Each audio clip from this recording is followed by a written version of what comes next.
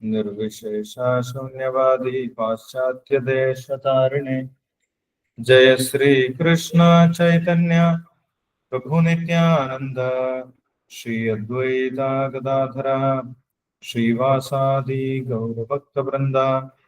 हरे कृष्ण कृष्ण कृष्ण हरे हरे, हरे राम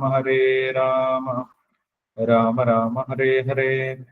ओम नमो भगवते वासुदेवाय, ओम नमो भगवते वासुदेवाय, ओम नमो भगवते വാസുദേവായ. ഹരേ കൃഷ്ണ. നമ്മൾ വായിക്കുന്നത് ശ്രീമദ് ഭഗവത്ഗീത യഥാരൂപം.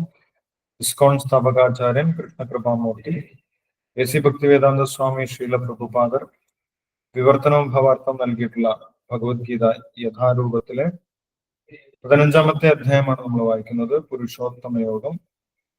നമ്മൾ പുരുഷോത്തമ യോഗത്തിലെ അവസാനത്തെ ശ്ലോകമാണ് നമുക്ക് ഇന്ന് വായിക്കാനുള്ളത്, 20ാമത്തെ ശ്ലോകം. അതിന്റെ മുന്നേ ഉള്ള ശ്ലോകങ്ങളിൽ എന്തെല്ലാമാണ് ഭഗവാൻ പറഞ്ഞിരുന്നത് എന്നൊന്ന് ജസ്റ്റ് നമ്മൾക്ക് ഈ അധ്യായം ഒന്ന് റിവൈസ് ചെയ്ത് നോക്കാം. ചെറിയ അധ്യായമാണ്. കഴിഞ്ഞ ദിവസങ്ങളിൽ നമ്മൾ 19 ശ്ലോകങ്ങൾ വായിച്ച് ശീലപ്രഭുപാദരുടെ ഭാവാർത്ഥം വായിച്ച് ചർച്ച ചെയ്തിട്ടുണ്ടായിരുന്നു. ഈ അധ്യായത്തിന്റെ ആദ്യം ഭഗവാൻ പറയുന്നത് ഈ ഭൗതിക ലോകത്തെക്കുറിച്ചാണ്. ഭൗതിക ലോകത്തെക്കുറിച്ച് നമ്മൾക്ക് യഥാർത്ഥത്തിൽ നമ്മുടെ കണ്ണുകൾ കൊണ്ടോ നമ്മുടെ ഇന്ദ്രിയങ്ങൾ കൊണ്ടോ പൂർണ്ണമായിട്ടും നമ്മൾക്ക് മനസ്സിലാക്കാൻ സാധിക്കില്ല. വേദപഠനത്തിലൂടെ നമ്മൾക്ക് ഈ ഭൗതിക പ്രകൃതിയെക്കുറിച്ച് ഒരു ചിത്രം ലഭിക്കുമെന്നാണ് പറയുന്നത്. ആ ചിത്രം എന്താണെന്ന് ഭഗവാൻ പറയുന്നുണ്ട്. ഒരു തലതിരിഞ്ഞ വൃക്ഷത്തിന്റെ ചിത്രമാണ് നമ്മൾക്ക് ലഭിക്കുന്നത്. ഊർധമൂലം അധശാഖം അശ്വത്ഥം പ്രാഹുരവ്യം ഛന്ദാംസി യസ്യ വർണ്ണാനി യസ്തം വേദ സവേദവിദ. ഒരു അശ്വത്ഥ വൃക്ഷമായിട്ടാണ്, ഒരു ആൽമരമായിട്ടാണ് ഈ മുഴുവൻ ഭൗതിക ലോകത്തെ നമുക്ക് മനസ്സിലാക്കാൻ സാധിക്കുന്നത്. സാധാരണ ആൽവൃക്ഷമല്ല, ഊർധമൂലം അധശാഖം, തലതിരിഞ്ഞ ഒരു ആൽവൃക്ഷമായിട്ടാണ് നമുക്ക് മനസ്സിലാക്കാൻ സാധിക്കുന്നത്. ഈ ഒരു കാര്യം മനസ്സിലാക്കി കഴിഞ്ഞാൽ ആ വ്യക്തി വേദം മനസ്സിലാക്കിയതിന് തുല്യമാണ് എന്നാണ്. കാരണം മുഴുവൻ ഭൗതിക പ്രകൃതിയെ കുറിച്ച് ഒരു ധാരണ ആ വ്യക്തിക്ക് ലഭിക്കും. ഈ ഭൗതിക വൃക്ഷത്തിലാണ്, ഈ തലത്തിരിഞ്ഞ ആൽവൃക്ഷത്തിലാണ് ഒരു ജീവനെ കെട്ടിയിട്ടിരിക്കുന്നത് എന്നാണ് പറയുന്നത്. കർമാനുബന്ധീനി മനുഷ്യലോകം. ഇതിന്റെ അപ്പുറത്തേക്ക് പോകാൻ നമ്മൾക്ക് സാധാരണഗതിയിൽ സാധിക്കാറില്ല. ഒരു ജീവൻ പുണ്യം ചെയ്യുന്നതിനനുസരിച്ച് അല്ലെങ്കിൽ സാത്വിക ഗുണം വളർത്തുന്നതിനനുസരിച്ച് ഈ വൃക്ഷത്തിൽ ഉയർന്ന ഭാഗത്തേക്ക് പോകും, അതിന്റെ വേരിന്റെ ഭാഗത്തേക്ക് പോകും. സ്വർഗീയ ലോകങ്ങൾ, അല്ലെങ്കിൽ മഹർലോകങ്ങൾ, സിദ്ധലോകങ്ങൾ, അതുമല്ലെങ്കിൽ ഏറ്റവും ഉയർന്ന സത്യലോകം അല്ലെങ്കിൽ ബ്രഹ്മലോകത്തിലേക്ക് ഇവരെ പോകും. ഇനി ആ പുണ്യം തീരുന്ന സമയത്ത് വീണ്ടും താഴ്ന്ന് ഭൂമിയിലേക്ക് എത്തിച്ചേരും. അവിടെ നിന്ന് വീണ്ടും തെറ്റായിട്ടുള്ള കർമ്മങ്ങളാണ് ചെയ്യുന്നതെങ്കിൽ, അല്ലെങ്കിൽ തമോ ഗുണത്തിലുള്ള പ്രവൃത്തികളാണ് ചെയ്യുന്നതെങ്കിൽ അത് വീണ്ടും താഴോട്ട് പോകും എന്ന് പറയും. അങ്ങനെ ഈ വൃക്ഷത്തിൽ കിടന്ന് ഒരു ജീവൻ ചുറ്റിക്കറങ്ങിക്കൊണ്ടിരിക്കുകയാണ്. ഒരുപാട് കാലങ്ങളായിട്ട്, ഒരുപാട് ജന്മങ്ങളായിട്ട് ഒരു ജീവൻ ഇങ്ങനെ ചുറ്റിക്കറങ്ങിക്കൊണ്ടിരിക്കുകയാണ്. അതാണ് ഇവിടെ 2ാമത്തെ ശ്ലോകത്തിൽ പറഞ്ഞത്. അധശ്ചോർദം പ്രസിദ്ധ തസ്യ ശാഖ ഗുണപ്രവൃദ്ധ വിഷയപ്രവാനാഹ അധശ്ച മൂലാന്യനസന്താനി കർമാനുബന്ധീനി മനുഷ്യരോ. ഒരു ജീവൻ ഒരുപാട് ജന്മങ്ങളായിട്ട് ഈ വൃക്ഷത്തിനകത്ത് തന്നെയാണുള്ളത്. ഈ വൃക്ഷത്തിനകത്താണ് 14 ലോകങ്ങളും ഉള്ളത് അല്ലെ. എല്ലാ ജന്മം കിട്ടുന്നത് ഈ വൃക്ഷത്തിന് അകത്ത് തന്നെയാണ്. ഈ വൃക്ഷത്തിന്റെ പുറത്തേക്ക് പോകാൻ സാധിക്കുന്നില്ല. കർമാനുബന്ധീനി മനുഷ്യലോകം. അപ്പോൾ ഭഗവാൻ പറയുന്നു, നമ്മൾ ഈ വൃക്ഷത്തിനെ ഛേദിച്ച് പുറത്തു കിടക്കണം. അതിനാണ് ഭഗവാൻ വന്നിട്ടുള്ളത്. ഈ ഭൗതിക വൃക്ഷത്തിനകത്ത് കുടുങ്ങിപ്പോയിട്ടുള്ള ജീവാത്മാക്കളെ രക്ഷിക്കാൻ വേണ്ടിയിട്ടാണ് ഭഗവാൻ വന്നിട്ടുള്ളത്. ഭഗവാന്റെ അവതാര ഉദ്ദേശം ഭഗവാൻ 4ാമത്തെ അധ്യായത്തിൽ പറയുന്നുണ്ട്. പരിത്രാണായ സാധുനാം വിനാശായ ദുഷ്കൃതാം. ഭഗവാനെ അംഗീകരിക്കുന്നവരെ, ഭഗവാന്റെ ഭക്തന്മാരെ ഈ ഭൗതിക ലോകത്തിൽ നിന്നും രക്ഷിച്ചു കൊണ്ടുപോകുന്നതിന് വേണ്ടിയിട്ടാണ് ഭഗവാൻ വന്നിട്ടുള്ളത്. അപ്പോൾ അതുകൊണ്ട് ഭഗവാൻ പറയുന്നു, ഈ ഭൗതിക വൃക്ഷത്തിലുള്ള ജന്മങ്ങൾ എടുക്കുന്നത് നിർത്തണം. എന്നിട്ട് എങ്ങോട്ട് പോകണം? ഭഗവാന്റെ അടുത്തേക്ക് പോകണം എന്നാണ് മൂന്നാമത്തെ ശ്ലോകത്തിൽ പറയുന്നത്. ന രൂപമസ്യേഹ തഥോപലഭ്യതേ നാന്തോന ചാതിർ നച്ച സംപ്രതിഷ്ഠ അശ്വത്ഥമേനം സുവിരൂഢമൂലം അസംഗശസ്ത്രേണ ദൃഢേന ചിത്വ. വീണ്ടും വീണ്ടും ഈ ഭൗതിക ലോകത്തിൽ തന്നെ ജീവിക്കണം എന്നുള്ള ആഗ്രഹം നിർത്തി നമ്മൾ ഈ ഭൗതിക വൃക്ഷത്തിനെ മുറിച്ചു കളയണം എന്നാണ് പറയുന്നത്. അത് അസംഗശസ്ത്രേണ ദൃഢേന ചിത്വ. എന്നിട്ട് എന്ത് ചെയ്യണം എന്ന് പറയുന്നു? തദപദം തത് പരിമാർഗിതവ്യം യസ്മിൻ ഗതാന നിവർത്തന്തി ഭൂയ തമേവ ജാദ്യം പുരുഷം പ്രപത്തി യഥ പ്രവൃത്തി പ്രസൃത പുരാണി.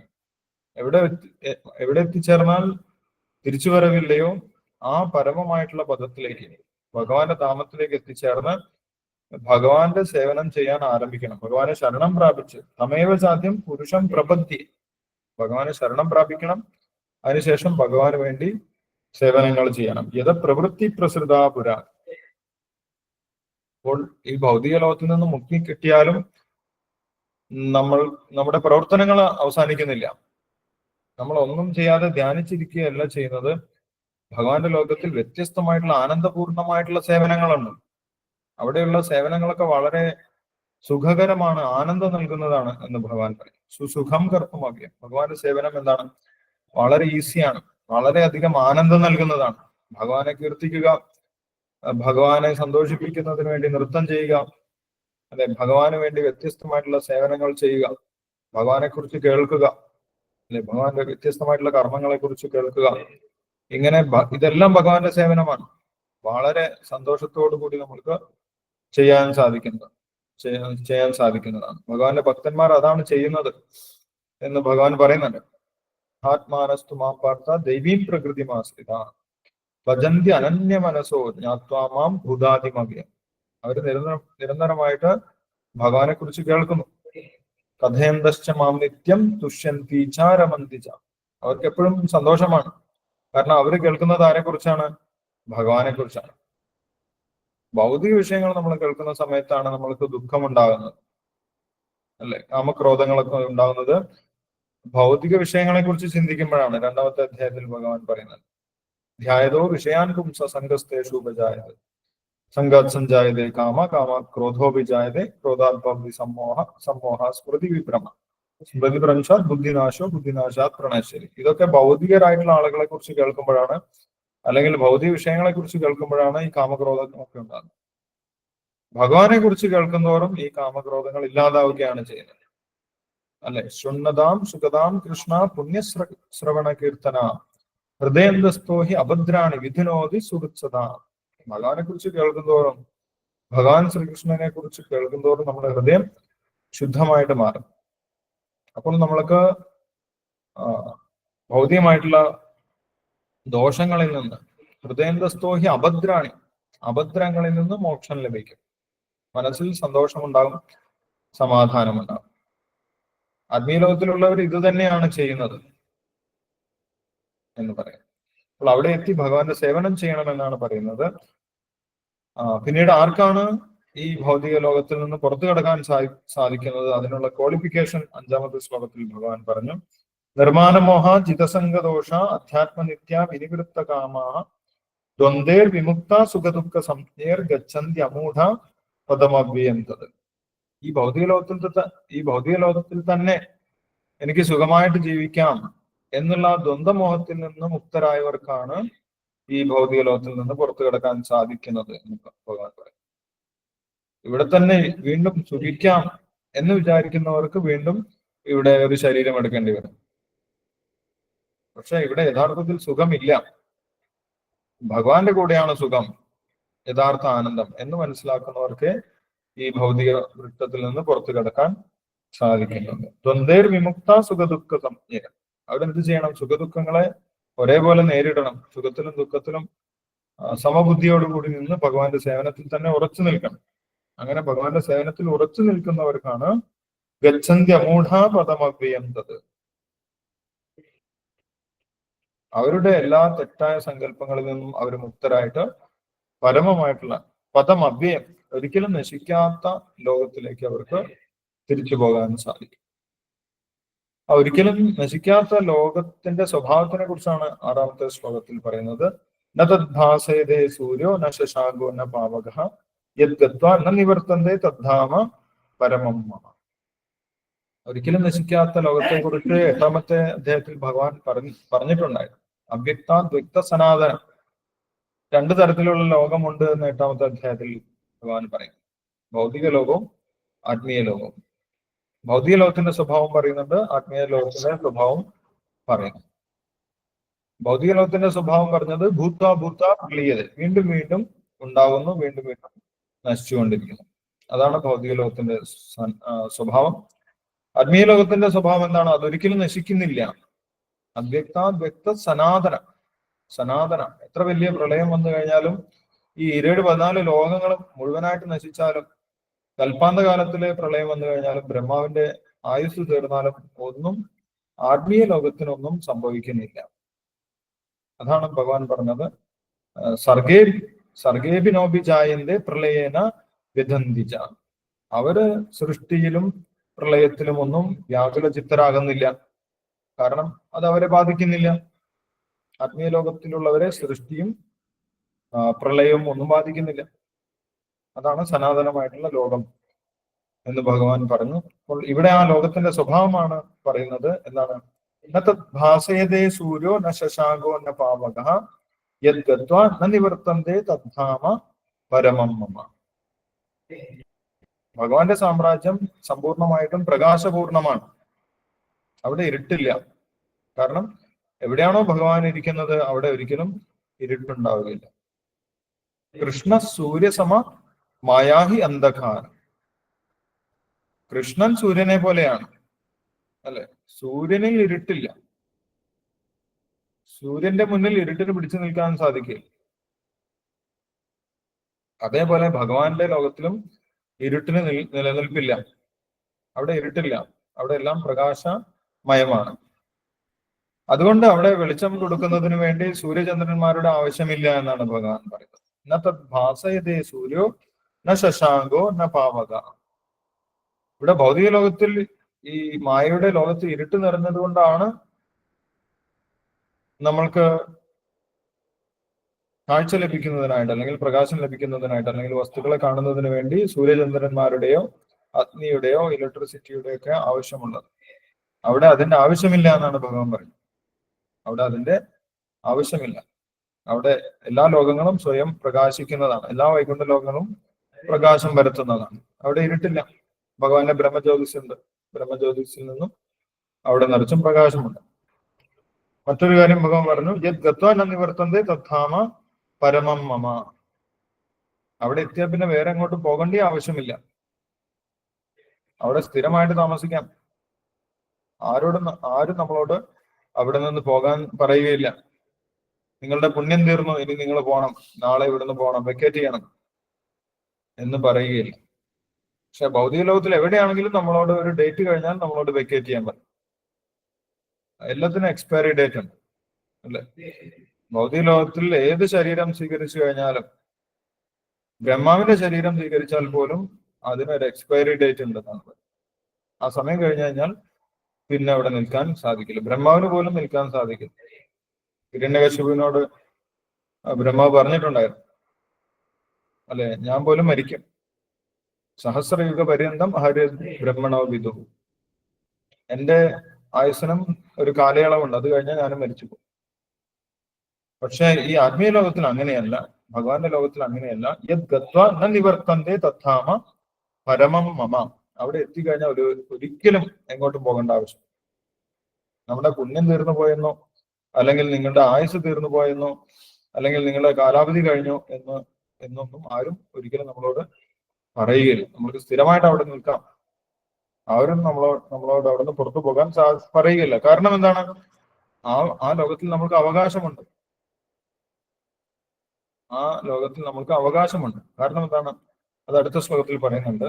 മമൈവാംശോ ജീവലോകെ ജീവഭൂത സനാതനം. എല്ലാവരും ഭഗവാന്റെ അംശമാണ്. എല്ലാ ജീവജാലങ്ങളും ഭഗവാന്റെ ഭാഗം തന്നെയാണ്, ഭഗവാന്റെ അംശമാണ്. ഭഗവാന്റെ അംശമായതുകൊണ്ട് ഭഗവാന്റെ ലോകത്തിൽ താമസിക്കാനുള്ള അവകാശം ആർക്കുണ്ട്? എല്ലാ ജീവാത്മാക്കൾക്കും ഉണ്ട്. അവര് സ്ഥിരമായിട്ട് ഭഗവാന്റെ അംശമാണ്, അതിലൊരു മാറ്റവും വരുന്നില്ല. അതുകൊണ്ട് സ്ഥിരമായിട്ട് അവർക്ക് ഭഗവാന്റെ ലോകത്തിൽ താമസിക്കാം. സനാതന മമൈവാംശോ ജീവലോകെ ജീവഭൂത സനാതനം. സനാതനരായിട്ട് എല്ലാ കാലത്തും അവർക്ക് അവിടെ നിൽക്കാം. കാരണം എല്ലാ കാലത്തും ജീവാത്മാവും ഭഗവാന്റെ ഒരു അംശമാണ്, അതിൽ മാറ്റം വരുന്നില്ല. മാത്രമല്ല ജീവാത്മാവ് ഒരിക്കലും ഭഗവാനായിട്ട് മാറുന്നുമില്ല. അല്ലെ, ചില ആളുകൾ പറയുന്നു നിങ്ങൾക്കും കൃഷ്ണനാകാം. അതിനു വേണ്ടിയിട്ടാണ് ഭഗവാൻ ഭഗവത്ഗീത ഉപദേശിച്ചത്, എല്ലാവരും ഭഗവാനെ പോലെ ആകണം. അങ്ങനെ ഒരിക്കലും ഭഗവാൻ പറയുന്നില്ല. ഭഗവാൻ പറയുന്നത് സനാതനമായിട്ട് എല്ലാ കാലത്തും നമ്മളെല്ലാവരും ഭഗവാന്റെ അംശമാണ്. അംശം ഒരിക്കലും അംശിയായിട്ട് മാറുന്നില്ല. നിങ്ങളെല്ലാവരും എന്നെ പോലെ ആകണമെന്നും ഭഗവാൻ പറയുന്നില്ല. അത് നമുക്ക് സാധിക്കുന്ന കാര്യമില്ല.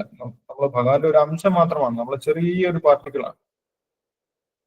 ഭഗവാന്റെ ചെറിയൊരു പാർട്ടിക്കിളാണ്. ശീലപ്രഭാതർ ഉദാഹരണം പറയുന്നത് സൂര്യനും സൂര്യപ്രകാശം നോക്കിക്കഴിഞ്ഞാൽ അതിൽ ഒരുപാട് ചെറിയ പാർട്ടിക്കിൾസ് കാണാൻ പറ്റും. സൂര്യപ്രകാശം എന്ന് പറഞ്ഞു കഴിഞ്ഞാൽ വെളിച്ചത്തിന്റെ കണികകളാണ്, ചെറിയ ചെറിയ പാർട്ടിക്കിൾസ്. അതേപോലെ അംശങ്ങളാണ്, സൂര്യന്റെ അംശമാണ് ചെറിയ പ്രകാശ കണികകൾ എന്ന് പറയുന്നത്. അതേപോലെ ഭഗവാന്റെ ശരീരത്തിൽ നിന്ന് വരുന്ന ചെറിയ ചെറിയ കണികകളാണ് നമ്മൾ ഗോഡ് പാർട്ടിക്കിൾസ്. അല്ലെ, ഇപ്പൊ എല്ലാവരും ഗോഡ് പാർട്ടിക്കിൾസിനെ അന്വേഷിച്ച് നടക്കുന്നു ശാസ്ത്രജ്ഞന്മാർ. നമ്മൾ തന്നെയാണ് ഗോഡ് പാർട്ടിക്കിൾസ്. നമ്മൾ പുറത്തല്ല ഗോഡ് പാർട്ടിക്കിൾസിനെ അന്വേഷിക്കേണ്ടത്, നമ്മൾ തന്നെയാണ് ഗോഡ് പാർട്ടിക്കിൾ. അല്ലെ, നമ്മൾ തന്നെയാണ് ഭഗവാന്റെ അംശം. നമ്മൾ ഗോഡ് പാർട്ടിക്കിൾ ആണെന്നാണ് ഭഗവാൻ പറയുന്നത്. ഇപ്പം മണ്ണിന്റെ അടിയിലാണ് ഗോഡ് പാർട്ടിക്കിളിനെ അന്വേഷിക്കുന്നത്, മണ്ണിന്റെ അടിയിലല്ല. നമ്മൾ തന്നെയാണ് ഭഗവാന്റെ പാർട്ടിക്കിൾ ആയിട്ടിരിക്കുന്നത്. മമൈവാംശോ ജീവലോകെ ജീവഭൂത സനാതനം. നമ്മൾ തന്നെയാണ് ഭഗവാന്റെ പാർട്ടിക്കിളായിട്ട് ഉള്ളത്. അതുകൊണ്ട് നമ്മൾക്ക് ഭഗവാന്റെ ലോകത്തിൽ പോകാനുള്ള അവകാശമുണ്ട്, അവിടെ സ്ഥിരമായിട്ട് താമസിക്കാനുള്ള അവകാശമുണ്ട്. ജീവഭൂത സനാതനം, എല്ലാ കാലത്തും നമ്മൾക്ക് അവിടെ നിൽക്കാം. കാരണം എല്ലാ കാലത്തും നമ്മൾ ഭഗവാന്റെ അംശം തന്നെയാണ്. ആ ഒരു ബന്ധത്തിൽ യാതൊരു മാറ്റവും വരുന്നില്ല. ആ ബന്ധം സനാതനമായിട്ടുള്ള ബന്ധമാണ്. നമ്മൾ ഭഗവാനും തമ്മിൽ സനാതനമായിട്ടുള്ള മാറ്റമില്ലാത്ത ബന്ധമുണ്ട്. അതുകൊണ്ട് അവിടെയാണ് നമ്മൾ നിൽക്കേണ്ടത് എന്നാണ് ഭഗവാൻ ഉദ്ദേശിക്കുന്നത്. ഇവിടെ വന്ന് നമ്മൾ വെറുതെ കഷ്ടപ്പെടേണ്ട ആവശ്യമില്ല. മനഃഷ്ടാണി ഇന്ദ്രിയാണ് പ്രകൃതി സ്ഥാനി കർഷതി. ഈ ഭൗതിക ലോകത്തിലേക്ക് വന്നു കഴിഞ്ഞാൽ നമ്മൾക്ക് ഒരിക്കലും സുഖം ലഭിക്കാൻ പോകുന്നില്ല. കാരണം നമ്മളെ കഷ്ടപ്പെടുത്താൻ വേണ്ടിയിട്ട് 6 ആളുകളുണ്ട്. ആരൊക്കെയാണ് 6 പേര്? മനഃഷ്ടാണി ഇന്ദ്രിയാണ് പ്രകൃതി സ്ഥാനി കർഷതി. മനസ്സിന്റെ കീഴില് 5 ഇന്ദ്രിയങ്ങൾ. ഇവര് നമ്മളെ കഷ്ടപ്പെടുത്താൻ വേണ്ടിയിട്ടാണ്. എല്ലാ ഇന്ദ്രിയങ്ങളും നമ്മളോട് ഓരോ കാര്യങ്ങൾ വേണമെന്ന് പറഞ്ഞുകൊണ്ടിരിക്കും. അല്ലെ, നാക്ക് പറയും നല്ല ഭക്ഷണം വേണം, അതിനുവേണ്ടി ഹോട്ടലിൽ പോകണം, അതിനുവേണ്ടി പൈസ സമ്പാദിക്കണം. അങ്ങനെ നമ്മളായിട്ട് ഓടിക്കും. ചെവിയും പറയും ചെവിക്ക് നല്ല കാര്യങ്ങൾ കേൾക്കണം, അല്ലെങ്കിൽ അതിനെ എൻജോയ് ചെയ്യണം. മൂക്കിനും എൻജോയ് ചെയ്യണം, നാക്കിനും എൻജോയ് ചെയ്യണം, തൊലിക്കും എൻജോയ് ചെയ്യണം. ഇങ്ങനെ നമ്മുടെ എല്ലാ ഇന്ദ്രിയങ്ങൾക്കും എൻജോയ് ചെയ്യണം. അതിനുവേണ്ടി നമ്മൾ കഷ്ടപ്പെടണം. എന്നാൽ അവർ ഏതെങ്കിലും സമയത്ത് പറയോ മതി, നിങ്ങൾ എനിക്ക് വേണ്ടി ഒരുപാട് കഷ്ടപ്പെട്ടു എന്നൊരിക്കലും അവർ തൃപ്തരാകുന്നില്ല. അങ്ങനെ എത്ര ജന്മം എടുത്തു കഴിഞ്ഞാലും നമ്മള് ഈ മനഃഷ്ടാണി ഇന്ദ്രിയാണ്, മനസ്സിനും ഇന്ദ്രിയങ്ങൾക്കും വേണ്ടി കഷ്ടപ്പെട്ടുകൊണ്ടിരിക്കണം എന്നാണ് പറയുന്നത്. അതിന്റെ ആവശ്യമില്ല എന്നാണ് ഭഗവാൻ പറയുന്നത്. ഈ ഭൗതിക പ്രകൃതിയിൽ അങ്ങനെ തന്നെയാണ് നമ്മുടെ ജീവിതം. പിന്നീട് ഒരു ജീവാത്മാവ് എന്തെല്ലാം കഷ്ടപ്പാടുകളാണ് അനുഭവിക്കുന്നത്, യഥാർത്ഥത്തിൽ ആ ജീവാത്മാവിന്റെ ദുരിതം എന്താണ് എന്ന് അടുത്ത ശ്ലോകങ്ങളിൽ വിശദീകരിക്കുന്നുണ്ട്. വ്യത്യസ്തമായിട്ടുള്ള ശരീരങ്ങൾ മാറി മാറി എടുക്കണം, അതാണ് ജീവാത്മാവ് അനുഭവിക്കുന്ന ദുരിതം. അല്ലെ, ശരീരം യഥവാപ്നോതി യച്ഛാപിക്രാമതീശ്വര ഗൃഹീത്വൈതാനി സംയാതി വായുർ ഗന്ധാനി വാശയ.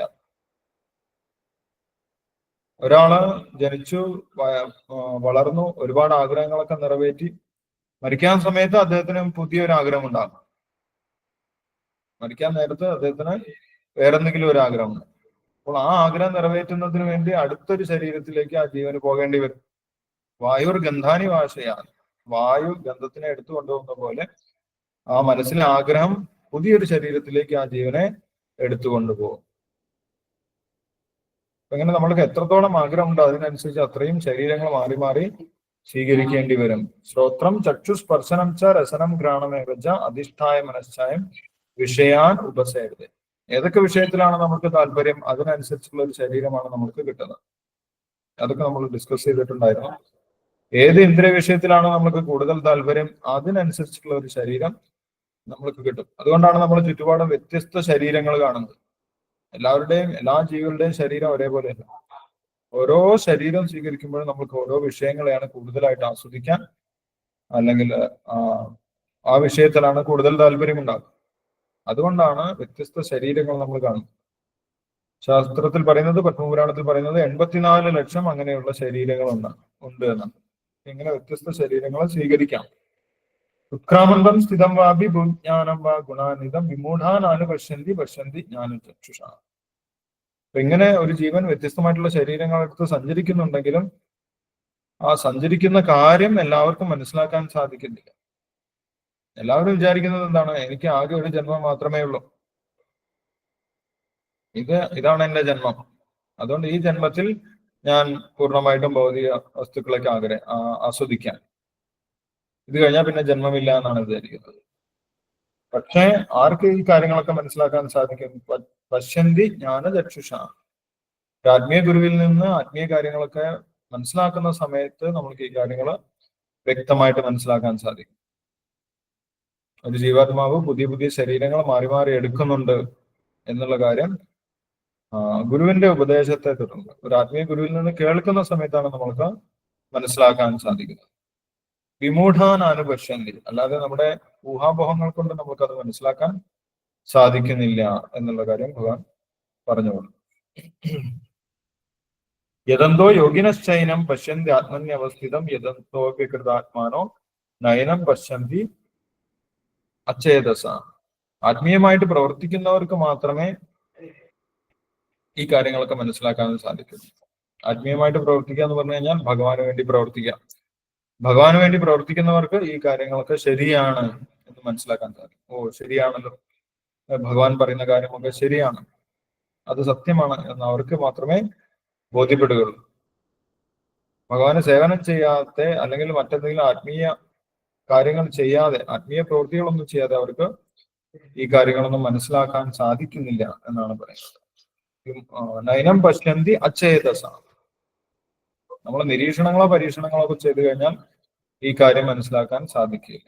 ഭഗവാന്റെ സേവനത്തിലൂടെയാണ് ഈ കാര്യങ്ങളൊക്കെ മനസ്സിലാക്കാൻ സാധിക്കുന്നത് എന്ന് പറയും. അതിനുശേഷം 12ാമത്തെ ശ്ലോകത്തിന് ശേഷം ഭഗവാൻ എങ്ങനെയാണ് ഈ ഭൗതിക ലോകത്തിനെ നിലനിർത്താൻ സഹായിക്കുന്നത്.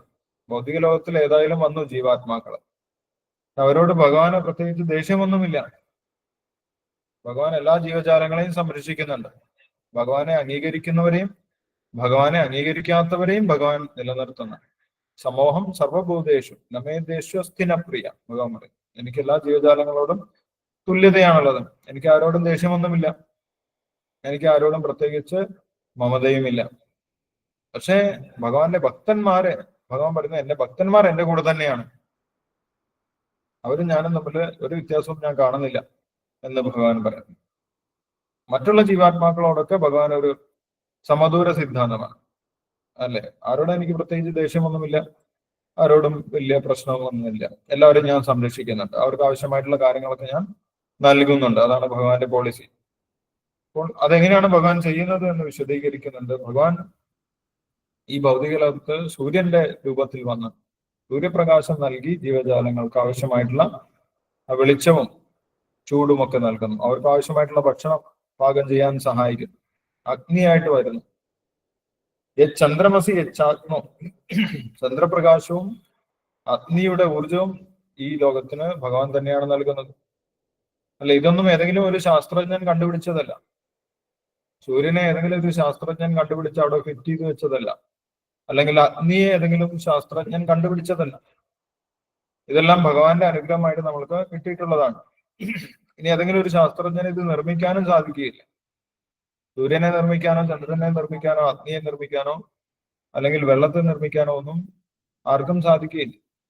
നമ്മൾ എത്ര അഡ്വാൻസ് ആയി എന്ന് പറഞ്ഞു കഴിഞ്ഞാലും, നമ്മൾ എത്ര മോഡേൺ ആയി എന്ന് എഴുതി വെച്ചു കഴിഞ്ഞാലും ഇതൊന്നും സൃഷ്ടിക്കാൻ നമ്മൾക്ക് സാധിക്കുകയില്ല എന്നുള്ളതാണ് യഥാർത്ഥ സത്യം. അപ്പൊ അത് ഭഗവാന്റെ അനുഗ്രഹം കൊണ്ട് നമ്മൾക്ക് ലഭിക്കുന്നു. സൂര്യചന്ദ്രന്മാരുടെ പ്രകാശം, അഗ്നിയുടെ ഊർജം, അതുകൊണ്ടാണ് നമ്മൾ ദിവസവും പ്രവർത്തനങ്ങൾ ചെയ്യുന്നത്. പിന്നീട് ഭഗവാൻ തന്നെയാണ് ഈ ഗ്രഹങ്ങളെയൊക്കെ അതിന്റെ സ്ഥാനത്ത് നിർത്തുന്നത് എന്നും 13ാമത്തെ ശ്ലോകത്തിൽ പറയുന്നു. ഗാമാവിശ്യജ ഭൂതാനി ധാരയാമി ഹമോജസ ഉഷ്ണാമി ചൗഷധി സർവ സോമോ ഭൂത്വ രസാത്മക.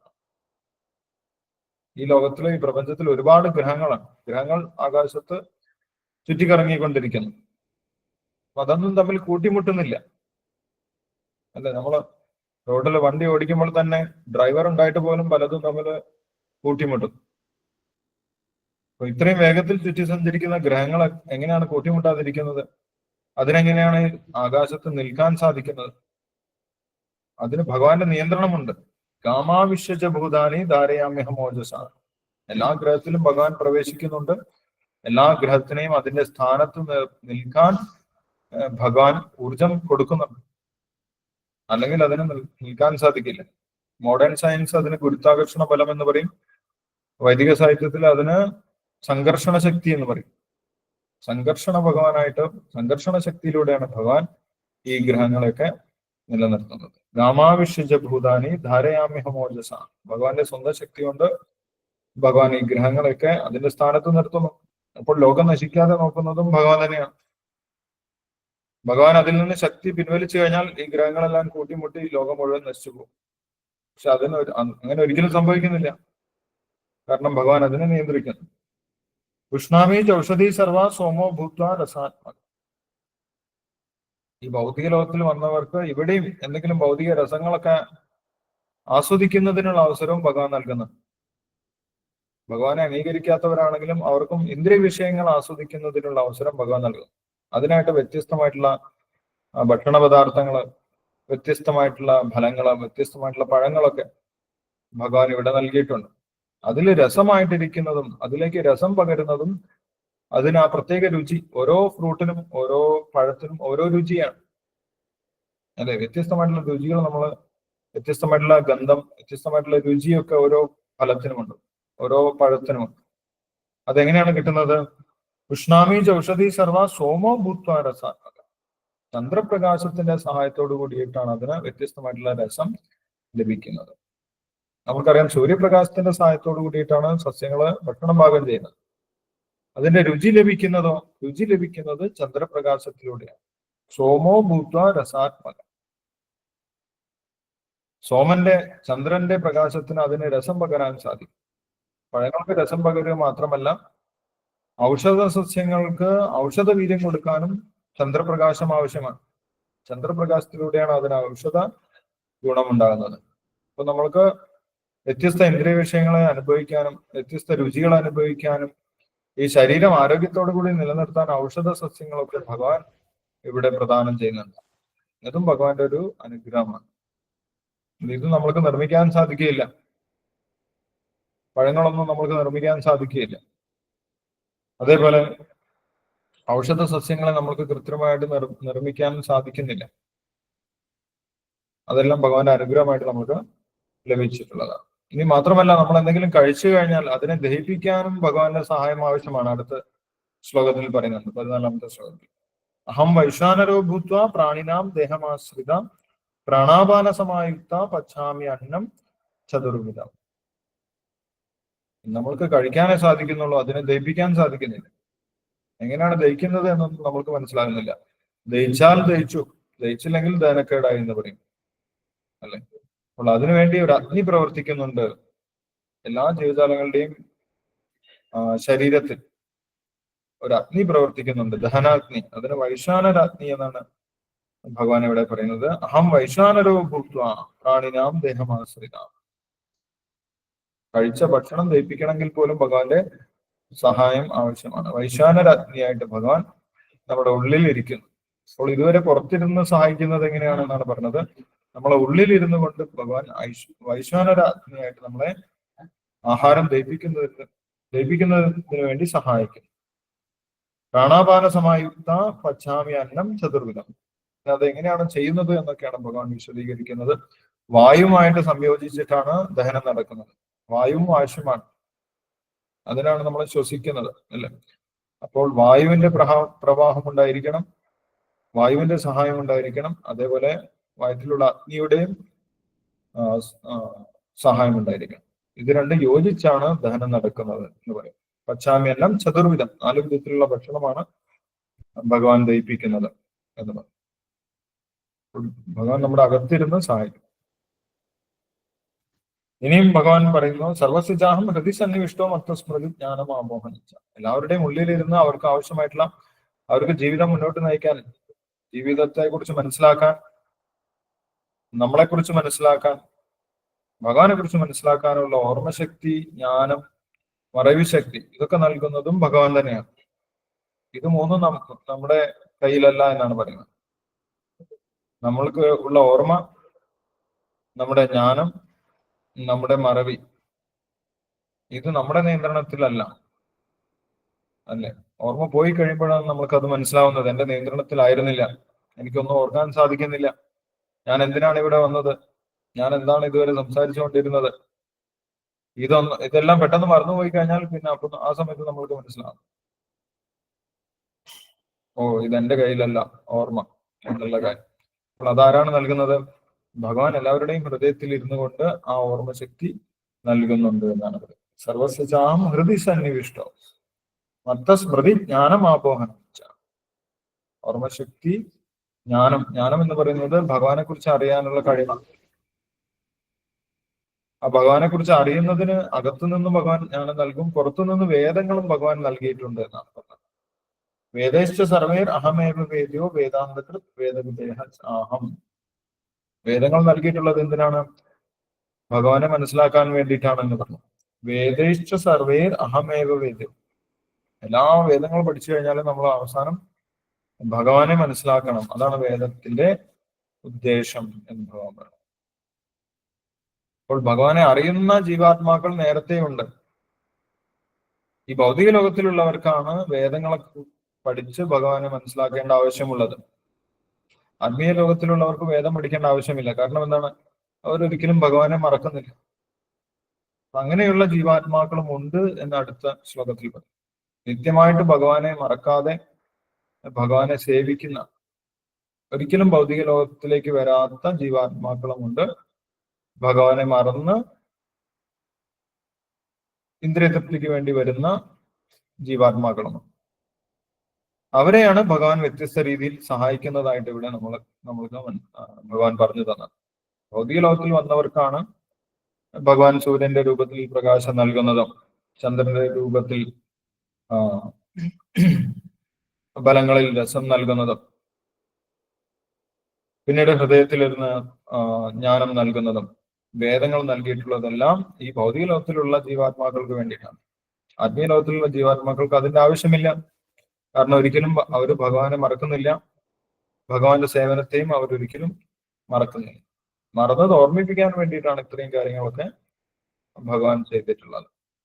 അപ്പോൾ അങ്ങനെ 2 തരത്തിലുള്ള ജീവാത്മാക്കളുണ്ടെന്നും ആത്മീയ ലോകത്തിൽ പോയി കഴിഞ്ഞാൽ അതിവിടെ ശൂന്യതയല്ലെന്നും ഇവിടെ ഭഗവാൻ 16ാമത്തെ ശ്ലോകത്തിൽ പറഞ്ഞു. ചില ആളുകൾ പറയും ആത്മീയ എന്ന് പറഞ്ഞു കഴിഞ്ഞാൽ മുഴുവൻ ശൂന്യമാണ്, അനന്തമായ ശൂന്യതയാണ് ആത്മീയത എന്ന് പറയുന്നത്.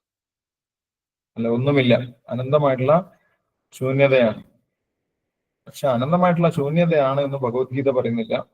ഇവിടെ ഭഗവാൻ പറയുന്നു ആത്മീയ ലോകത്ത് നിറച്ചും ജീവാത്മാക്കളുണ്ട്. ഇവിടെ ഉള്ളതിനേക്കാൾ കൂടുതൽ ജീവാത്മാക്കൾ അവിടെയുണ്ട്. 16ാമത്തെ ശ്ലോകത്തിൽ പറയാം, ദ്വാവിമോ പുരുഷോ ലോകെ ക്ഷരശ്ച അക്ഷര ഏവച്ച ക്ഷര സർവാണി ഭൂതാനി കൂടസ്ഥോ അക്ഷര ഉച്യതേ. ഇവിടെ മാത്രമല്ല ആളുകളുള്ളത്, ഇവിടെ മാത്രമല്ല ജീവാത്മാക്കളുള്ളത്, ഇവിടെയുള്ള ജീവാത്മാക്കൾ ക്ഷരമാണ്, ഈ ഭൗതിക ലോകത്തിലുള്ളത്. ക്ഷര സർവാണി ഭൂതാനി, ഈ ഭൗതിക ലോകത്തിൽ ശരീരമെടുത്തവരാണ് ക്ഷരമായിട്ടുള്ളത്. പക്ഷെ അവര് മാത്രമല്ല ഉള്ളത്, അക്ഷരം, ഒരിക്കലും തെറ്റുപറ്റാത്ത ആത്മീയ ലോകത്തിലുള്ള ജീവാത്മാക്കളുമുണ്ട്. അവിടെയാണ് കൂടുതൽ ആളുകളുള്ളത് എന്ന് 10ാമത്തെ അധ്യായത്തിൽ അവസാനത്തെ ശ്ലോകത്തിൽ ഭഗവാൻ പറയുന്നത് അല്ലെ? എന്താണ് ഭഗവാൻ പറയുന്നത്? ഏകാംശേന സ്ഥിതോ ജഗത്. ഈ ഭൗതിക ലോകം എന്ന് പറഞ്ഞു കഴിഞ്ഞാൽ എന്റെ ശക്തിയുടെ ഒരു അംശം മാത്രമാണ്, ബാക്കിയൊക്കെ ആത്മീയ ലോകത്തിലാണുള്ളത് എന്ന് പറഞ്ഞു. രണ്ട് തരത്തിലുള്ള ജീവാത്മാക്കളുണ്ട് എന്നുള്ള കാര്യം 16-ാമത്തെ ശ്ലോകത്തിൽ പറയുന്നു. ക്ഷരവും അക്ഷരം. ക്ഷരം എന്ന് പറഞ്ഞു കഴിഞ്ഞാൽ നമ്മൾ തന്നെയാണ്, ഈ ലോകത്തിലേക്ക് വന്നിട്ടുള്ള ആളുകളാണ്. 17-ാമത്തെ ശ്ലോകത്തിൽ നമ്മൾ വായിച്ചത് ഭഗവാൻ ഈ രണ്ട് കാറ്റഗറിയിൽ പെടുന്നില്ല എന്നുള്ളതാണ്. ഭഗവാൻ ക്ഷരവുമല്ല അക്ഷരവുമല്ല. ഭഗവാൻ ഒരു സാധാരണ ജീവാത്മാവല്ല, അല്ലെ? ഭഗവാൻ എല്ലാ ജീവാത്മാക്കളുടെയും ഉറവിടമാണ്. അതുകൊണ്ട് ഭഗവാന്റെ സ്ഥാനം വ്യത്യസ്തമാണ് എന്ന് പറയുന്നു. ഭഗവാന്റെ സ്ഥാനം എന്താണെന്ന് 17-ാമത്തെ ശ്ലോകത്തിൽ പറയുന്നു. ഉത്തമ പുരുഷസ്ത്വന്യ പരമാത്മേത്യുദാഹൃത യോ ലോകത്രയമാവശ്യ വിവർത്തവ്യ ഈശ്വര. ഈ ലോകത്തിനെ മുഴുവൻ നിയന്ത്രിക്കുന്ന പരമപുരുഷനായിട്ടുള്ള ഭഗവാനാണ് ഭഗവാൻ ശ്രീകൃഷ്ണൻ. അദ്ദേഹം ഉത്തമ പുരുഷനാണ്. അദ്ദേഹം ഒരു ജീവാത്മാവല്ല. അദ്ദേഹം ക്ഷരവുമല്ല അക്ഷരവുമല്ല എന്നാണ് പറയുന്നത്. ഒരിക്കലും നമ്മൾ ഭഗവാനെ ഒരു സാധാരണ ജീവാത്മാവായിട്ട് കണക്കാക്കാൻ പാടില്ല എന്ന് പറയുന്നത് അല്ല. അങ്ങനെ കണക്കാക്കി കഴിഞ്ഞാൽ അത് ബുദ്ധിയില്ലാത്തവരാണെന്ന് പറയും.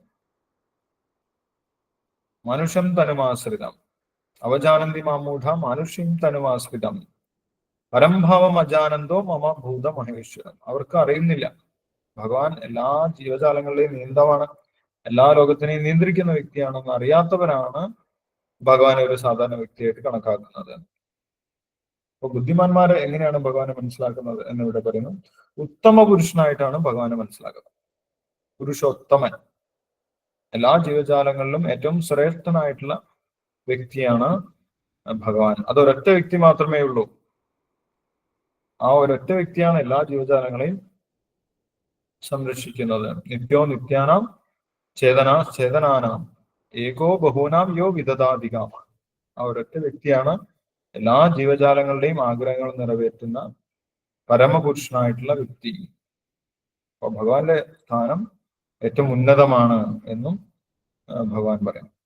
ഇതെല്ലാ വേദങ്ങളിലും പറഞ്ഞിട്ടുണ്ട് എന്ന് അടുത്ത ശ്ലോകത്തിൽ ഭഗവാൻ പറയും. അതോസ്മി ലോകേ വേദേജ പ്രതിത പുരുഷോത്തം. വേദങ്ങളിലൊക്കെ ഈ കാര്യം പറഞ്ഞിട്ടുണ്ട്, പക്ഷെ രഹസ്യമാണ്. ഒരു ആത്മീയ ഗുരുവിന്റെ നിർദ്ദേശമുണ്ടെങ്കിൽ അല്ലെങ്കിൽ അനുഗ്രഹം ഉണ്ടെങ്കിൽ മാത്രമേ നമ്മൾക്ക് ഈ കാര്യങ്ങളൊക്കെ വ്യക്തമായിട്ട് മനസ്സിലാക്കാൻ സാധിക്കുള്ളൂ. വേദങ്ങളിലും പറഞ്ഞിട്ടുണ്ട്, എല്ലാ ഋഷീശ്വരന്മാരും പറഞ്ഞിട്ടുണ്ട് ഭഗവാനെ കുറിച്ച് അവർക്കെല്ലാം അറിയാം എന്ന് ആണ് 18-ാമത്തെ ശ്ലോകത്തിൽ പറയുന്നത്. യസ്മാത് ക്ഷരമതീതോഹം അക്ഷരാദപിജോത്തമ അതോസ്മി ലോകേ വേദേജ പ്രതിത പുരുഷോത്തമ. ഇത് ഭഗവാൻ മാത്രം അറിയുന്ന കാര്യമല്ല, ഭഗവാനിൽ നിന്ന് വന്നിട്ടുള്ള ഗുരുപരമ്പരയിലൂടെ ലഭിക്കുന്ന ജ്ഞാനമാണ്. ആ ഗുരുപരമ്പരയിലുള്ള ജ്ഞാനികൾക്ക്, മഹർഷീശ്വരന്മാർക്ക് ഈ കാര്യം അറിയാം എന്നാണ് പറയുന്നത്. അതാണ് ലോകെ എന്ന് പറയുന്നത്. അതോസ്മി ലോകെ. ലോകം എന്ന് പറഞ്ഞു കഴിഞ്ഞാൽ ആ ഭഗവാനെ കുറിച്ച് അറിയുന്ന ഋഷീശ്വരന്മാർ, അവർക്ക് ഭഗവാന്റെ സ്ഥാനത്തെ കുറിച്ച് അറിയാം. എന്താണ് ഭഗവാന്റെ സ്ഥാനം? യസ്മാത് ക്ഷരം അതീതോഹം അക്ഷരാദപി ചോത്തമ. ക്ഷരങ്ങൾക്കും അക്ഷരങ്ങൾക്കും ഉപരിയാണ് ഭഗവാന്റെ സ്ഥാനം. ഭഗവാൻ ഒരിക്കലും ക്ഷരമായിട്ടോ അക്ഷരമായിട്ടോ ഒരു ജീവാത്മാവിന്റെ സ്ഥാനത്തേക്ക് ഭഗവാൻ ഒരിക്കലും വരുന്നില്ല. അത് ഭഗവാൻ ഇവിടെ അവതരിച്ചാലും അങ്ങനെ സംഭവിക്കുന്നില്ല. ഭഗവാൻ മനുഷ്യ ശരീരം എടുത്താലും ഭഗവാന്റെ സ്ഥാനത്തിന് ഒരിക്കലും മാറ്റം വരുന്നില്ല. അജോബിസൻ അവ്യാത്മാ ഭൂതാനാം ഈശ്വരോബിസൻ പ്രകൃതി സ്വാമധിഷ്ഠായ സംഭവാമി ആത്മമായ. ഭഗവാൻ അപ്പോഴും ആത്മീയ ശക്തിയിൽ തന്നെയാണ് ശരീരം സ്വീകരിക്കുന്നത്. അല്ലെങ്കിൽ ഭഗവാന്റെ സ്വന്തം ശരീരത്തിൽ തന്നെയാണ് ഭഗവാൻ ഭൗതിക ലോകത്തിലും അവതരിക്കുന്നത്. ഭഗവാന്റെ സ്ഥാനത്തിന് ഒരിക്കലും മാറ്റമില്ല എന്ന് പറയും. ഇത് വേദങ്ങളിൽ പ്രതിപാദിച്ചിട്ടുള്ള വിഷയമാണ് എന്ന് ഭഗവാൻ പറയുന്നു. അപ്പോൾ ഈ കാര്യം, ഭഗവാനെ കുറിച്ച് ഉള്ള ഈ ഒരു സത്യം, എന്താണ് സത്യം? ഭഗവാൻ ശ്രീകൃഷ്ണനാണ് പരമപുരുഷനായിട്ടുള്ള വ്യക്തി, എല്ലാറ്റിന്റെയും ഉറവിടമായിട്ടുള്ള വ്യക്തി, എല്ലാ ജീവജാലങ്ങളുടെയും സംരക്ഷകനായിട്ടുള്ള വ്യക്തി എന്ന് അറിയുന്നത് എല്ലാ വേദങ്ങളും അറിയുന്നതിന് തുല്യമാണ് എന്ന് 19-ാമത്തെ ശ്ലോകത്തിൽ ഭഗവാൻ പ്രഖ്യാപിക്കും. ഭഗവാനെ കുറിച്ച് അറിയുന്നതിന് വേണ്ടിയിട്ടാണ് വേദങ്ങൾ രചിച്ചിട്ടുള്ളത്. ഭഗവാനെ അതേപടി, ഭഗവാന്റെ യാഥാർത്ഥ്യം, ജന്മകർമ്മജമേ ദിവ്യം ഏവം യോവേത്തി തത്വത, തത്വത്തിൽ യഥാർത്ഥത്തിൽ ആരാണോ മനസ്സിലാക്കുന്നത് ആ വ്യക്തി വേദങ്ങൾ മുഴുവൻ മനസ്സിലാക്കിയ വ്യക്തിയാണ് എന്ന് 19ാമത്തെ ശ്ലോകത്തിൽ പറയുന്നു. യോ മാമേവ അസമ്മൂഢോ ജാനാതി പുരുഷോത്തമ. ഏത് വ്യക്തിയാണോ ഭഗവാൻ ശ്രീകൃഷ്ണനെ, എന്നെ തന്നെ എന്ന് ഭഗവാൻ പറയും, ഭഗവാൻ ശ്രീകൃഷ്ണനെ എന്തായിട്ട് മനസ്സിലാക്കുന്നത്? ജാനാതി പുരുഷോത്തമം, ഉത്തമ പുരുഷനായിട്ട് മനസ്സിലാക്കുന്നത്, അതായത് എല്ലാ ജീവജാലങ്ങൾക്കും ഉപരിയായിട്ട് മനസ്സിലാക്കുന്നത്. സർവവിദ്, ആ വ്യക്തി ആരാണ്? വേദങ്ങളുടെ ജ്ഞാനമൊക്കെ ഉൾക്കൊള്ളുന്നവനാണ്, സർവവിദാണ്. സർവവിദ്, ആ വ്യക്തി എന്ത് ചെയ്യും?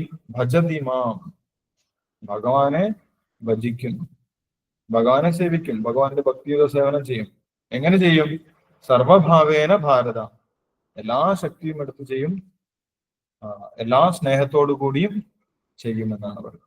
ആത്മാർത്ഥമായിട്ട് ഭഗവാനെ സേവിച്ചുകൊണ്ടിരിക്കും ഭഗവാനെ മനസ്സിലാക്കിയിട്ടുള്ള വ്യക്തി. ഭഗവാനെ മനസ്സിലാക്കുന്നത് വേദം മനസ്സിലാക്കുന്നതിന് തുല്യമാണ്.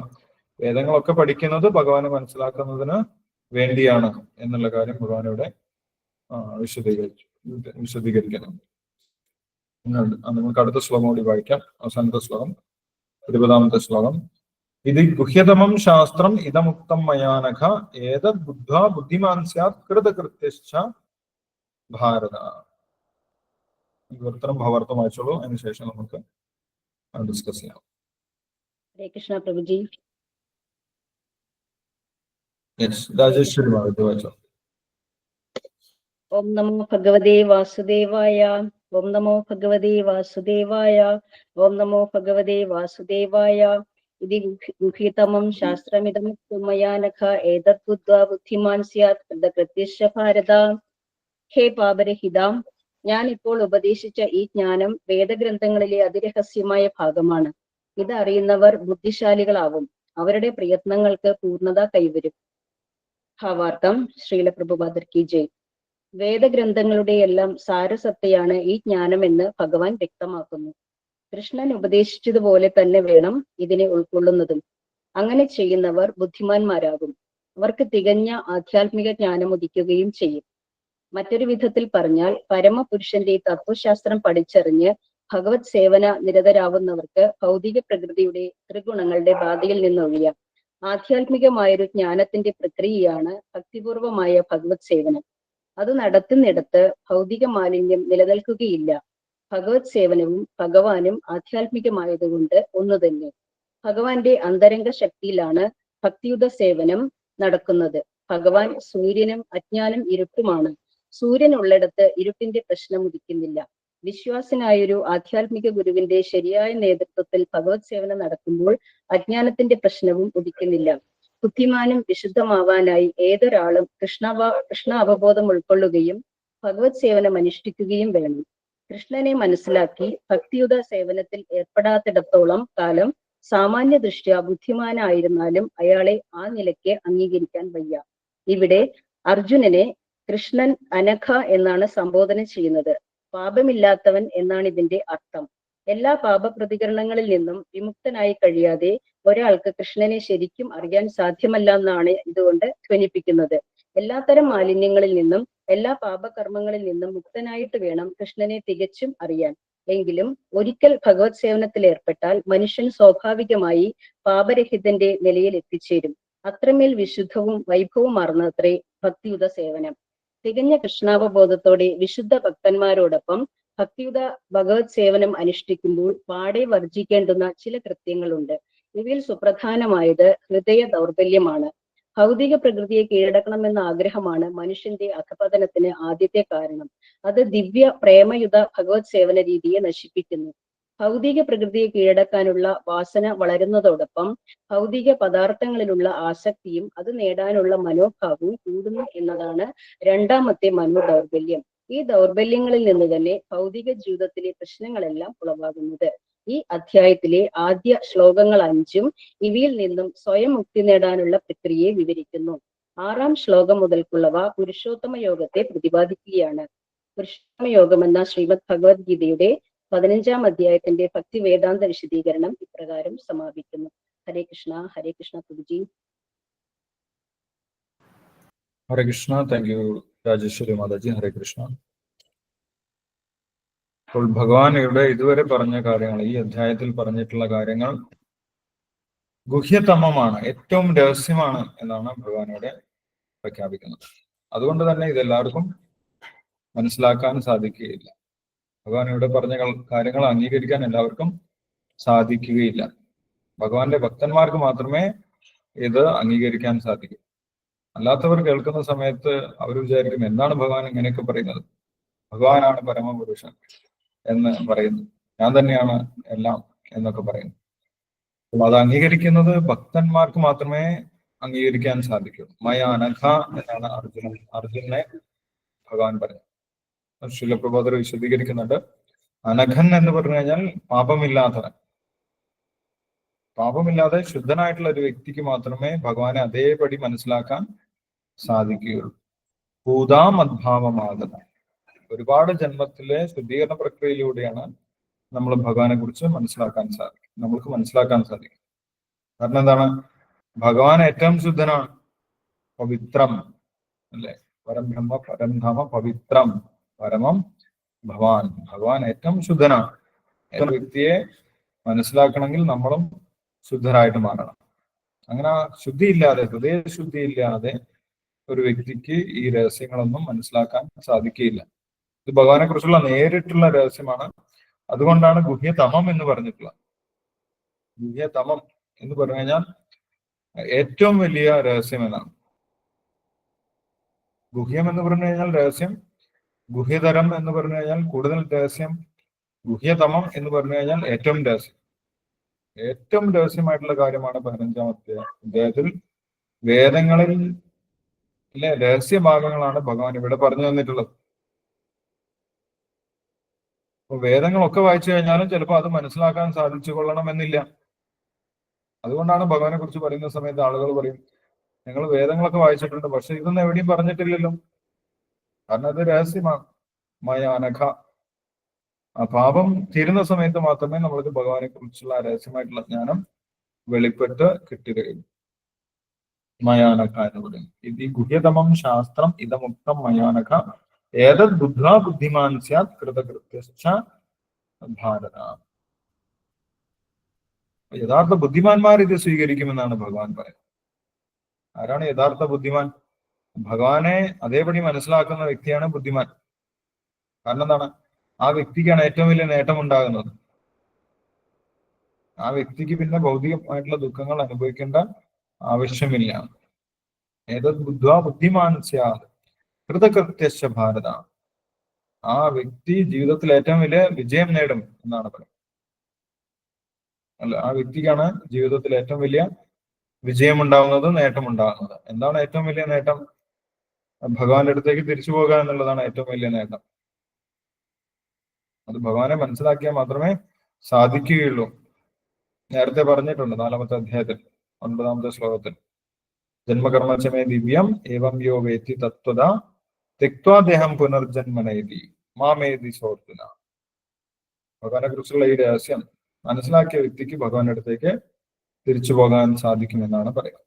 ഈ 15-ാമത്തെ അധ്യായത്തിൽ കുറച്ച് ശ്ലോകമേ ഉള്ളെങ്കിലും ആകെ 20 ശ്ലോകമേ ഉള്ളൂ. പക്ഷെ അതെല്ലാം വേദങ്ങളിലെ ഏറ്റവും രഹസ്യമായിട്ടുള്ള ഭാഗമാണ് ഭഗവാൻ വിവരിച്ചിട്ടുള്ളത്.